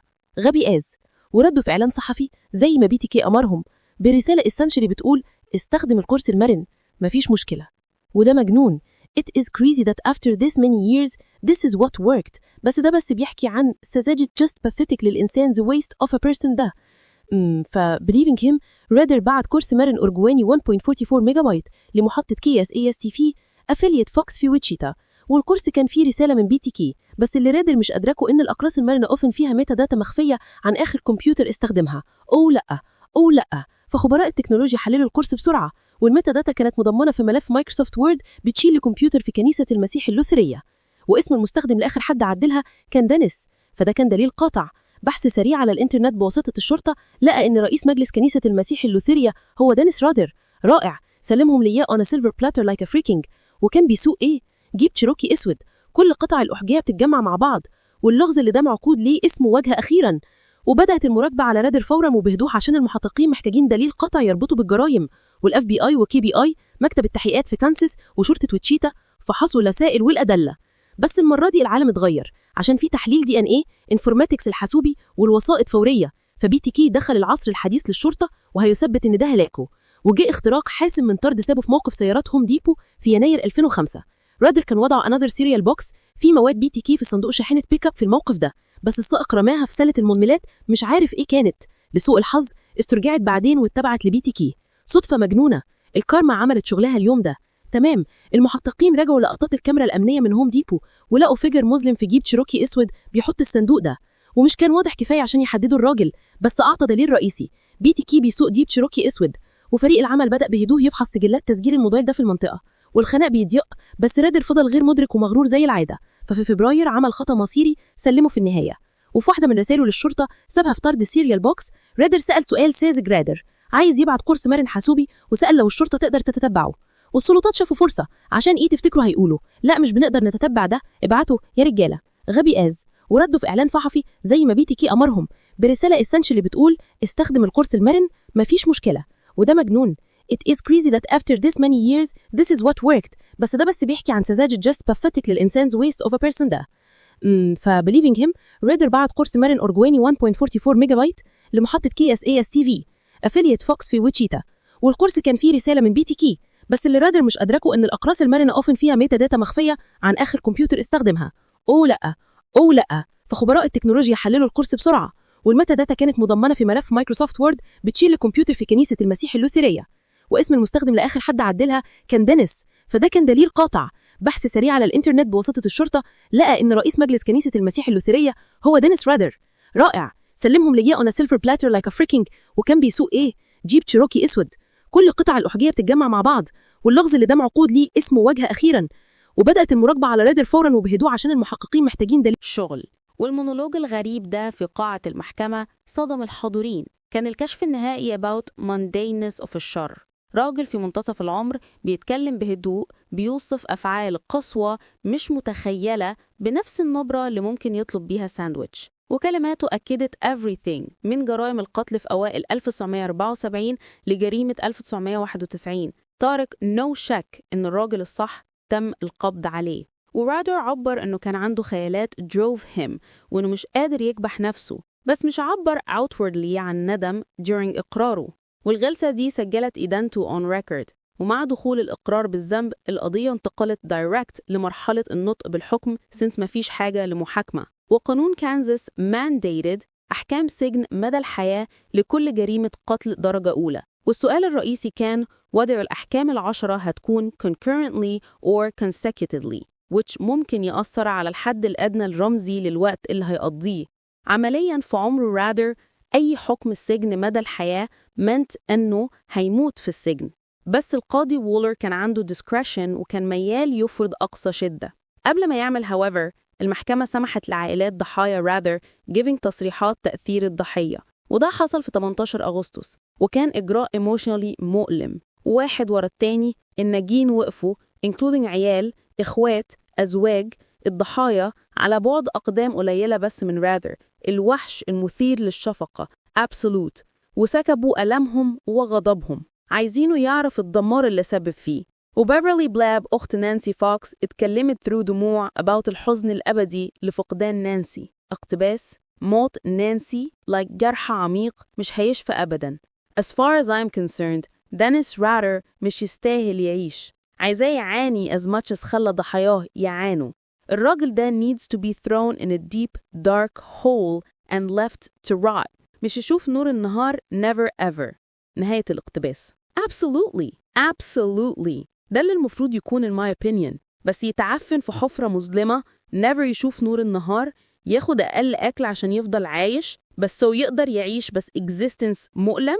ده اللي يستاهله، ولن أقول آسف على ده بس صح. وكارمن أوتيرو اللي كانت عندها 15 سنة لما رجعت من المدرسة ولقت أبوها وأمها وإخواتها مقتولين فجرت غضب خام على رادر. وكيفن برايت الشاب اللي نجا من طلقة في دماغه في هجوم كاثرين برايت سلم بيان مؤلم جدا لحد إن ناس في قاعة المحكمة انهارت، ووصف الصدمة والذنب اللي شاله عشان مش قدر ينقذ أخته. طول الوقت رادر كان قاعد عند طاولة الدفاع، غالباً بيتجنب النظر في العيون، أحياناً عينه بتدمع بس مش قال حاجة. والإبداع كمان قدم أدلة زيادة في المرحلة دي عشان يتأكدوا أن رادر ياخد أقصى عقوبة ممكنة. والمحققين شهدوا على شوية من سلوكيات رادر الأكثر بشاعة بيوضحوا عمق فساده. والنقيب سام هيوستن من مكتب شريف مقاطعة سادجويك حكى إزاي خيالات رادر البشعة كانت بتتغذى باللحظات الأخيرة من حياة ضحاياه، وكشف إن رادر كان عنده مجلة كتب فيها إزاي كان بيتستعطم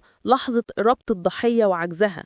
اللحظة دي اقتباس كانت لما الضحية مربوط اللي أعطت رادر أكبر إثارة. والتوضيح ده الادعاء أعرض على المحكمة شوية صور سرية للرادر لنفسه، منها واحدة لقوه لابس قناع ست وشعر مستعار أشقر مربوط لكرسي بحبال، وصور تانية بينت رادر لابس لبس الضحية دولوريس ديفيس وقناع أنثى مربوط في أوضاع مختلفة. أتخيل إنه كان مرعوب تماماً ومحرج في اللحظات دي وأنا بس بستطعمه.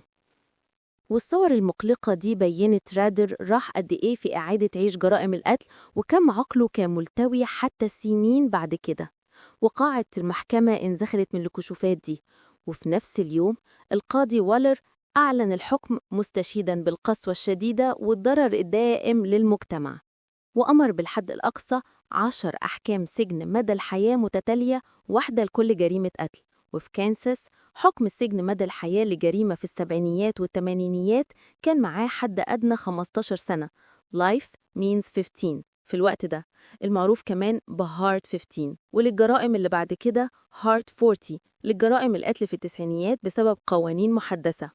فبإن القاضي شغلهم consecutively تأكد إن رادر مش هيقرب حتى من تاريخ إفراج مشروط، وأهليته النظرية للإفراج earliest هتوصل لحوالي 175 سنة في المستقبل، فما فيش طريقة هيخرج أبداً ever. ورادر هيقضي بقية حياته الطبيعية في السجن، مفيش استئنافات أو تساهل في الأفق. وبالإضافة لأحكام السجن، المحكمة ناقشت العواقب المالية والقانونية، وكانساس ساعت عشان تتأكد إن رادر مش هيستفيد من جرايمه بأي طريقة، فانجاد عملوا كده مستشهدين بقوانين Son of Sam اللي بتمنع المجرمين من كسب فلوس من صفقات كتب أو وسائط عن جرائمهم. هعمل definitely فيديو عن Son of Sam في وقت تاني لو عايزين. أعتقد إني هعملها على أي حال عشان القضية دي مجنونة crazy على الأقل، وكل البروفيتنج وكده. على أي حال فمش مسموح له يعمل ده، والنائب العام في كانساس قدم امتيازات عشان يطالب بأي أصول لرادر ممكن تستخدم للتعويض أو الرسوم القانونية. فرادر أمر يدفع حوالي $42,000 تعويض لعائلات الضحية لتكاليف الجنازة ومصاريف تانية. أعتقد إن ده منخفض جدا، بس ده أنا بس. واعتبر كمان مسؤول عن تكاليف المحاكمة. وفي وقت اعتقاله رادر وزوجته كانوا يملكوا بيتهم في بارك سيتي، وكان عنده معاش تقاعدي حكومي مدني. وباولا اللي طلقته فوراً بعد اعتقاله، الطلاق خلص في يوليو 2005 بعد 5 شهور بس من الاعتقال، والقاضي منحها بسرعة عشان يحميها. اتعاطت في الأول ممتلكاتهم وفلوس تقاعده عشان على الأقل العيلة تكون في وضع كويس. بس عائلات ضحايا BTK رفعوا دعاوي مدنية عشان يمنعوا أي بيع لبيت رادر أو أصول تستفيد منها عيلته، which is understandable. وفعلا indeed بيت رادر المتواضع اتعرض في المزاد، وحد عرض $90,000 عليه، بس التعقيدات القانونية وقفت ده on hold. والولاية كانت ناوية إن عائدات أي بيع تروح towards دفع التعويضات والتكاليف، مش لزوجة رادر أو عياله، which is like a whole. دي معضلة أخلاقية صعبة. It's like العيلة ما كانتش عارفة إيه بيحصل زي ما تعرفوا، وليك عائلات الضحايا فقدوا حد. It's just like كلهم ضحايا بمعنى ما. بس مش هقدر even أتخيل بس إنك واحد من عائلة الضحايا وتشوف العيلة في وضع كويس بينما أنت بتكافح، فقدت حد وعندك all these. أنا بس دي معضلة أخلاقية كاملة، مش عارف even إيه الصح والغلط. فبحلول أواخر 2005 القاضي والر حط قيد على نقل ملكية البيت لحد ما تتحل القضايا دي. وفي النهاية أي أصول متواضعة كان عند رادر استهلكت في المعارك القانونية وتعويض الضحايا والمطالبات الحكومية لتكلفة محاميه العام. وحتى النائب العام في كانساس قدم امتياز لاسترداد تكلفة محاميه الدفاعي المعينين من المحكمة لرادر. فمالياً وقانونياً رادر اتساب مع لا شيء، which كان exactly اللي عايزاه العائلات which makes sense to me. وعائلات الضحايا والتعليقات العامة عبرت إن رادر مش المفروض يستفيد أو ياخد راحة من اللي فاضل. فالعدالة اتحققت في قاعة المحكمة، وقتالت BTK الدان، وكل إجراء ممكن اتاخد عشان يتأكدوا إن عقابه مطلق. فبعد إدانته دانيس رادر اتنقل لعهدة الإدارات للإصلاحية في كانساس عشان يبدأ ينفذ 10 أحكام سجن مدى الحياة بتوعه. وبقى دلوقتي السجين رقم 008377 مقدر له يقضي بقية أيامه behind bars. ومسؤولين كانساس عارفين شهرة السجين ده والحاجة للأمن، حطوا رادر في منشأة ألدورادو الإصلاحية، واللي كانت سجن أمن عالي في كانساس. وفي 19 أغسطس 2005 يوم واحد بس بعد النطق بالحكم، رادر وصل ألدورادو وحطوه فوراً في العزل الإداري basically الحبس الانفرادي لحمايته الخاصة، وعزلوا عن إيذاء التانيين أو إيذائه منهم. والحياة في السجن الرادر كانت قاسية ومتحكم فيها جامد. أيوة لسه بيعفن يا جماعة، بيعفن، وأنا بحب كده. وللشهور والسنين الأولى كان محتجز في زنزانة 8 قدم في 10 قدم 23 ساعة في اليوم. في الأول قاضي أمر بقيود خاصة على رادر عشان يمنعه يتلذذ أو يشارك خيالاته المريضة من بعد السجن. والمحكمة حكمت إن رادر مش مسموح له يمتلك أو يستلم أو يعمل أي صور بصرية للبشر أو كائنات أو حيوانات including الرسومات، بسبب الخوف إنه ممكن يستمد متعة من رسم مشاهد عنيفة أو يوصل رسائل مشفرة. لفترة ممنوع إيفن يتفرج على تلفزيون أو يملك مجلات فيها صور.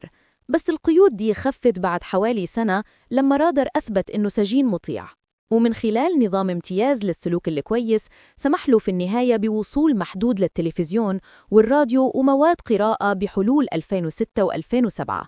وإدارة السجن استنتجت إن حرمانه الحسي completely مش ضروري لو بيتبع القواعد. مش موافق، بس لسه رادر فضل في العزل، مش مدمج مع عامة السجناء.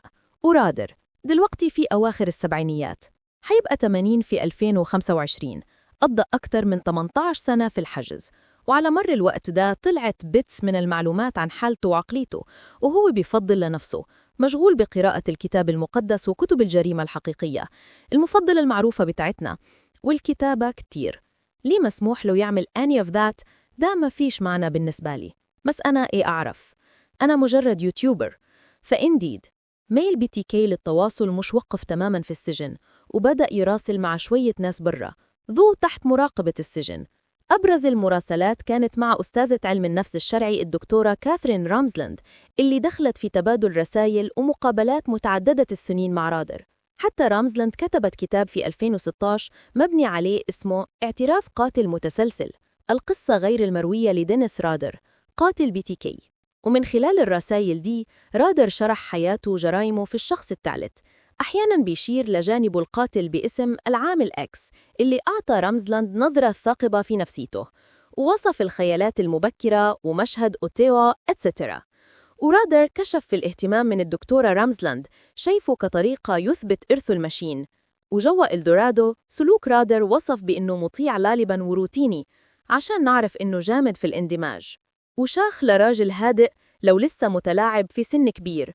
وواحد من الزوار القليلين اللي زاروه كان قسيسه من كنيسة المسيح اللوثرية اللي زاروا في الأول عشان يقدم إرشاد روحي.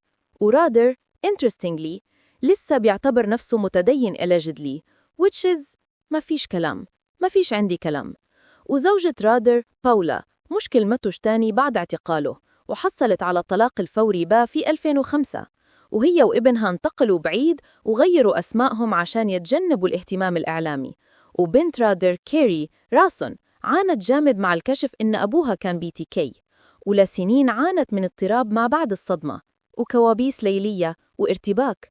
وفي مذكراتها ابنة قاتل متسلسل بتحكي إزاي كل حاجة اعتقدت إنها تعرفها انهارت. وبعد إدانة رادر كيري قالت إنها انغلقت على نفسها ووقفت المراسلة مع أبوها. ورادر التزم ومش حاول يتصل بعياله recognizing الضرر اللي سبب فيه. ولأكثر من عقد رادر اتحمق في السجن مع حد أدنى من التفاعل الخارجي بيوند مشروع رامزلاند. بس في 2021 ل 2022 حصل تطور مفاجئ، والمحققين في القضايا الباردة من أوكلاهوما وميسوري بدأوا يعيدوا التحقيق في شوية قضايا غير محلولة اعتقدوا إن ممكن تكون مرتبطة برادر. وده سبارك بأوجه تشابه في الأسلوب التشغيلي وشوية تلميحات في مجلات رادر القديمة، بالأخص اختفاء سينثيا دون كيني اللي عندها 16 سنة في 1976 في بوهاسكا أوكلاهوما، وجريمة قتل شونا بيث غاربر في 1990 في ميسوري لفت انتباه المحققين. ففي 2023 إنفاذ القانون حتى حفروا أجزاء من ممتلكات رادر السابقة في بارك سيتي بدوروا على أدلة، ربما ايتمز مدفونة أو مخبية بواسطة رادر، واستعادوا ايتمز اوف انترست لسه under analysis، وسموا دينيس رادر كمشتبه به رئيسي في القضيتين الغير محلولتين دول. وده مش أدى لتهم جديدة as of 2025، بس جدد اهتمام في مشاركة رادر المحتملة الأوسع في جرائم بيوند الجرائم العشرة المعروفة. ومن الجدير بالذكر رادر نفسه مش اعترف بالجرائم دي، وقد مش يعمل ever، وهو يعرف إنه مش حيواجه عقاب زيادة بيوند السجن مدى الحياة، بس ممكن يكون بيستمتع بحجب المعلومات زي ما نعرف. فعشان يساعدوا المحققين وربما foreclosureها، بنت رادر كيري actually وافقت تزوره في السجن في 2023 لأول مرة من 2005، والتقت ميه عشان أمل إنه يكشف شيء عن القضايا الباردة. وهالزيارة دي كانت مقلقة لكيري، وأبلغت إن أبوها بدا physically diminished اقتباس، فقد 7 بوصات وهو في كرسي متحرك، بيعفن pretty much للصميم زي ما قالت لنيوز نيشن. كويس، مش لصدمتها، مش أقدر even أتخيل إزاي بيكون الأمر إنها هي وإيه مرت بيه، بس حقيقة إننا بنسمع إنه بيعفن سلولي بعيد لحد ما يبقى الشخص في التراب رائع نسمعه. بس لما حيته قالت اقتباس: استغرق منه دقيقة يعالج مين أنا، مش تعرف إيفن عليا بالضرورة. وفي لحظة شافت الواجهة بتسقط ولقت نظرة خاطفة عن بيتي كي في عيون أبوها اللي أربكتها ديبلي، وغادرت اللقاء مقتنعة إنه أبوها هو فين ينتمي وإنه بيعفن بعيد as he should. وفي الإعلام الواسع قضية دينيس رادر فضلت مصدر فتنة قاتمة وأنتجت numerous documentaries and dramatizations. ورادر اتعرض لأوفرينجز في التلفزيون والأفلام، وتعرض لكاونتلس حلقات بودكاست وعروض جريمة حقيقية، هلا أنا واحد منهم. وغالباً بيستشهد به في مناقشات علم الجريمة كمثال كلاسيكي للقاتل المتسلسل المقنع ورجل العائلة ذو المظهر العادي اللي في السر سايكوباث. ومن منظور تقنيات التحقيق، القضية بيتي كي كان إلها تأثير نوتابل، وبيّنت قيمة الإصرار على القضايا الباردة والطب القانوني الحديث. مثلاً استخدام DNA العائلي من مسحة رقبة لحل قضية قاتل متسلسل كان خطوة ابتكارية في 2005، وده كان تمهيد لموجة لاحقة من القضايا اللي تحلت بالDNA العائلي وعلم الأنساب. وقبض على بيتي كي كمان أكد على مخاطر الانخراط في التواصل مع قاتل نشق. التحقيقات وازنت كيرفولي بين إعطاء بيتي كي حبل كفاية يشن نفسه زي خدعة القرص المرن من دون ما يخليه يفلت. والقضية كتير بتدرس في كورسات العدالة الجنائية كدراسة في الصبر وتطور تكنولوجيا الأدلة، as well as نفسية القاتل النرجسي اللي سبب في النهاية سقوطه من خلال سعيه للانتباه. أفتكر إني درست القضية دي في الجامعة وكنت مندهش إزاي كانت مرعبة، بس also كل حاجة متعلقة بنفسيتها. It's just رائعة جدا ومرعبة في نفس الوقت. والمختصين في التوصيف النفسي كمان راجعوا افتراضاتهم. رادر كان فريد إنه توقف عن القتل لفترات طويلة. مفهوم القاتل الخامل اللي مش اتقبض عليه أو مات كان مثير للجدل once، وكان كمان أكبر سناً لما رجع قرب 60، متحدي فكرة إن القتلة المتسلسلين يتقدموا في السن أو في السلوك العنيف. ينسب كريدت تحقيق بيتي كي بتعزيز أهمية التعاون بين الوكالات زي الشرطة المحلية والFBI etc، وتحسين إزاي الإدارات بتتعامل مع الأدلة الأرشيفية والاتصالات from ناس مجهولين.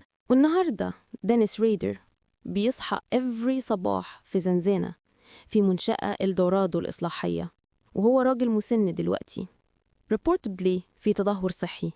بيقضي وقته في كتابة الرسائل والرسم، مسموح له يرسم دلوقتي ده بيتم مراقبته، وقراءة الكتاب المقدس. وهويته كبيتي كي معروفة لكل حارس وسجين، فبيعيش under عيون مراقبة. وممكن نقول إن العقوبة النهائية لرادر هي exactly اللي تمناها واحد من عائلة الضحايا، إنه ترمي في حفرة عميقة figuratively ويتعفن. من المحتمل إنه بيعاني من فقدان السيطرة والقوة اللي كان بيعتز بيها جامد لما كان حر. مفيش تلصص من الشبابيك تاني، مفيش تصيد لضحايا، عالمه جدران خرسانية وأبواب فولاذية، وهيموت كسجين رقم 008377، مصير مستحق فولي للجؤس اللي سبب فيه. وده كل حاجة regarding قضية السجين 008377، مجرد إهدار للأكسجين، بيتعفن في السجن. وهختار أفتكره بالرقم ده، وهختار أفتكر كل أسماء الضحايا، وقلبي معاهم as always. ولو عايزيني أتناول أي قضية محددة تانية قولولي دعون في التعليقات، بقرأ التعليقات دايما. وحتى ذن من فضلكم من فضلكم من فضلكم كونوا آمنين. كنت معاكم هند، ما تنسوش تشتركوا في القناة وتفعلوا زر الجرس عشان يوصلكم كل جديد، وهشوف وشكم الجميل في الفيديو الجاي. تمام؟